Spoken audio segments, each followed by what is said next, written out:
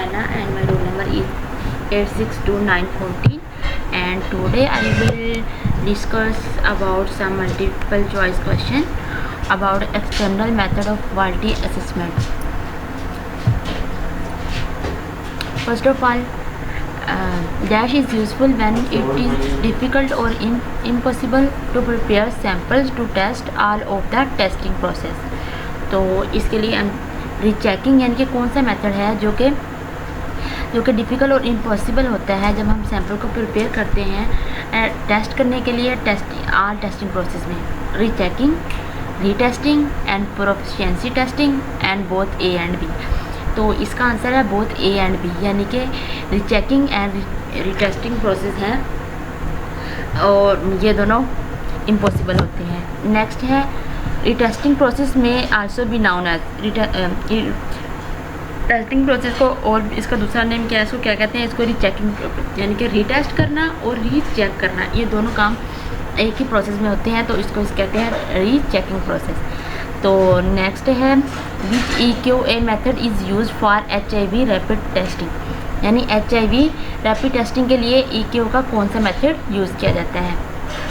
Option है proficiency, one side evolution, retesting, none of this. तो इसका आंसर है रीटेस्टिंग। और नेक्स्ट है retesting of some of the sample using a different process such as enzyme dash help to assess the quality of the original testing. तो इसके लिए amylase, अमाइनोएज और इलाइज, उसका लाइपेज और ट्रिप्सन। जो इसके लिए जो एंजाइम है वो है अमाइनोएज। उसके बाद है dash is perform on dried blood spots और serum collected at the time of the rapid test performance, यानी कि जो कौन सा वो टेक्निक्स है, यानी कौन सा प्रोसेस है जो कि ड्राइड ब्लड स्पॉट के ऊपर स्पॉट सीरम के ऊपर जो है वो परफॉर्म किया जाता है। और वो रीटेस्टिंग है one side evolution, proficiency, none of this. तो इसका ऑप्शन है रीटेस्टिंग, यानी कि रीटेस्टिंग वो प्रोसेस है जो कि ऑन ड्राइड ब्लड स्पॉट्स पर परफॉर्म किया जाता है। एंड नेक्स्ट है dash is perform on dried blood spot, और ये हो गया। आगे बात है retesting is not perform as a dash process, EQA laboratory blinded, none of this. जो रीटेस्टिंग प्रोसेस होता है वो कभी ब्लाइंडेड, आपने ये पॉइंट याद रखना है, जो रीटेस्टिंग प्रोसेस होता है वो कभी ब्लाइंडेड प्रोसेस नहीं होता। तो इसका जो आंसर है वो है ब्लाइंडेड। इसके बाद retesting is inexpensive, uses considerable staff time, can be organize to address most kind of laboratory testing and both A and B. जो रीटेस्टिंग होता है वो ऐसा प्रोसेस होता है जो इनएक्सपेंसिव होता है, वो एक बहुत ज़्यादा एक्सपेंसिव होता है। उसके बाद है ये जो कंसिडरेबल जो होती है स्टाफ टाइम इसमें यूज़ होता है, यानी कि इसका आंसर आ गया both A and B. Retesting process is the type of quality control, internal method, EQA, quality assurance. तो रीटेस्टिंग का प्रोसेस किसकी टाइप है, EQA यानी एक्सटर्नल क्वालिटी एश्योरेंस की। उसके बाद characteristically the retesting is done by a reference laboratory to ensure quality, perform on dried blood spots and not perform as a blinded process। मैंने पीछे आप लोगों को बताया था ना जी, देखिए ये MCQ नंबर 7 में है, जो टेस्टिंग होता है वो ब्लेंडेड प्रोसेस नहीं होता। तो यहाँ पे देखें not perform as a blended process, ये भी चीज़ होगी। और उसके बाद पीछे एक और MCQ में मैंने बताया था कि परफॉर्म ऑन ड्राइड ब्लड, यानी रीटेस्टिंग है वो ब्लड पे परफॉर्म की जाती है। तो इसका आंसर होगा all of the above. Next है in retesting process the number of samples dash must provide statistically significant data in order to detect error, reject, retest, perform, none of this. तो इसका है रीटेस्टेड। उसके बाद retesting has been use traditionally for EQA for microscopic slides for, यानी कि retesting है वो किसके EQA की माइक्रोस्कोपिक स्लाइड्स के लिए किसके लिए यूज़ होता है, एसिड फास्ट बेसिला, ये बैक्टीरिया की एक फॉर्म है वो। उसके बाद है वायरसेस के लिए, एड्स के लिए और नन ऑफ दिस। जो रीटेस्टिंग है वो हम एसिड बेस बेसिलाई के लिए, फास्ट बेसिलाई के लिए यूज़ करते हैं। What are the other two methods of EQA except retesting process, यानी कि रिटेस्टिंग के अलावा उसके अदर दो मेथड्स कौन से हैं? Rechecking and proficiency and one side evaluation or rechecking none of the above. अब देखिए इसका जो आंसर है वो बी है, proficiency and one side evaluation. अब जो फर्स्ट वाला वो क्यों नहीं है, क्योंकि मैंने पीछे आप लोगों को एमसीक्यू में बताया है एक कि रिटेस्टिंग और रीचेकिंग सेम एक ही प्रोसेस है, यानी एक ही मेथड है। रिचेकिंग को रिटेस्टिंग को रिचेकिंग भी कहते हैं। तो पहले वाला भी इसलिए कट हो गया और ये सी वाला भी। तो इसका आंसर है proficiency and one side evolution.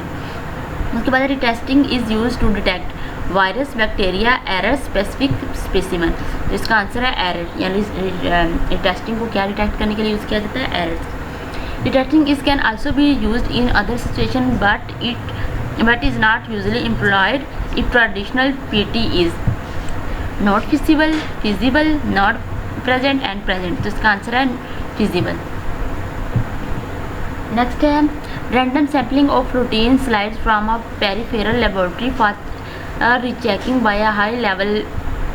What is called blind rechecking and proofreading, proficiency testing and blind rechecking system used for rechecking of 100%। तो इसका आंसर है ब्लाइंड रिचेकिंग। उसके बाद है blind rechecking system used for rechecking of 100% होते हैं। तो वो कौन से होते हैं? वो नेगेटिव स्मीयर होते हैं। उसके बाद blind rechecking system is used for rechecking of 100%, यानी 10% के लिए जो यूज़ होते हैं वो नेगेटिव स्मीयर होते हैं, जो 100% के लिए होते हैं वो पॉजिटिव स्मीयर होते हैं। Blind rechecking process is based on LQAS EQA, तो प्रोफिशिएंसी टेस्टिंग। तो इसका आंसर है LQAS। उसके blind rechecking process can not be used with very low positive rates. ये ट्रू है कि फॉल्स? ये ट्रू है, क्योंकि जो ब्लाइंड रिचेकिंग प्रोसेस है वो वेरी लो पॉजिटिव रेट के साथ जो है वो यूज नहीं किए जा सकते। नेक्स्ट है which is the best method of for evaluating the lab experiment? Blind rechecking, proficiency testing, rechecking. तो इसके लिए है ब्लाइंड रिचेकिंग, यानी कि ब्लाइंड रिचेकिंग वो बेस्ट मेथड होता है जो कि लैब एक्सपेरिमेंट में एवेल्यूशन के लिए यूज़ होता है। उसके बाद है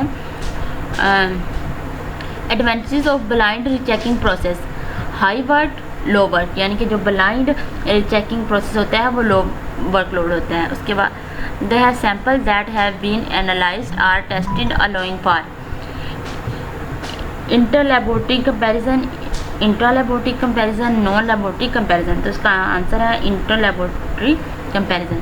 the rechecking process is also known as proficiency testing and retesting. तो इसको रिचेकिंग प्रोसेस को रिटेस्टिंग प्रोसेस भी कहते हैं।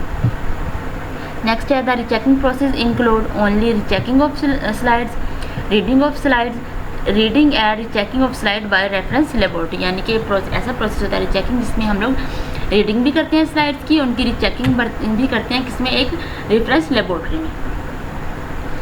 The sample include in rechecking will be real and fake. इसका सैंपल जो होता है वो रियल होता है। तो in rechecking process how many analytes are evaluated, यानी कि कितने जो एनालाइट हैं वो रिचेकिंग प्रोसेस हम लोग एवेलुएट कर सकते हैं? फ्यू, यानी कि ज़्यादा नहीं हम लोग कर सकते, जस्ट फ्यू जो हैं वो एनालाइट्स हम लोग प्रोसेस एवेलुएट कर सकते हैं। In rechecking process which sample are not include stimulated sample, real sample, यानी कि इसमें जो रिचेकिंग प्रोसेस में जो स्टिमुलेटेड सैंपल होते हैं वो इंक्लूड नहीं होते। तो इसका आंसर ए है। उसके बाद is rechecking process include internal laboratory comparison? तो यस एंड नो। तो इसका ऑप्शन है यस, यानी कि जो रिचेकिंग प्रोसेस है उसमें इंटरनल लेबोरेटरी कंपैरिजन इंक्लूड होता है। तो नेक्स्ट है in rechecking time needed less और मोर, यानी रिचेकिंग में जो टाइम है वो मोर नीडेड होता है। तो इसका ऑप्शन बी है। In rechecking resources needed less more and no. तो जो रिचेकिंग में जो रिसोर्सेज नीडेड होते हैं वो मोर होते हैं और जो टाइम भी मोर होता है। तो इसका ऑप्शन हो गया B correct. Which method of EQE is use for microscopic slide acid fast bacilli? तो ये है रिचेकिंग, यानी रिचेकिंग वो प्रोसेस है जो कि एसिड बेसिलाई के लिए यूज़ होता है। This method commonly use for acid fast smear, base fast smear and blood serum. तो यह है acid fast smears. In this process, यानी कि रीचेकिंग प्रोसेस की मैं बात कर रही हूँ, in this process in which laboratory slides are rechecked, central or reference laboratory or regional laboratory. तो इसका ऑप्शन है सेंट्रल और रेफरेंस लेबोरेटरी। फिर है rechecking must be based on, यानी कि रीचेकिंग है वो किसी चीज़ को बेस होना चाहिए, इसका ऑप्शन है स्टैटिस्टिकल कंसिडरेशन पर।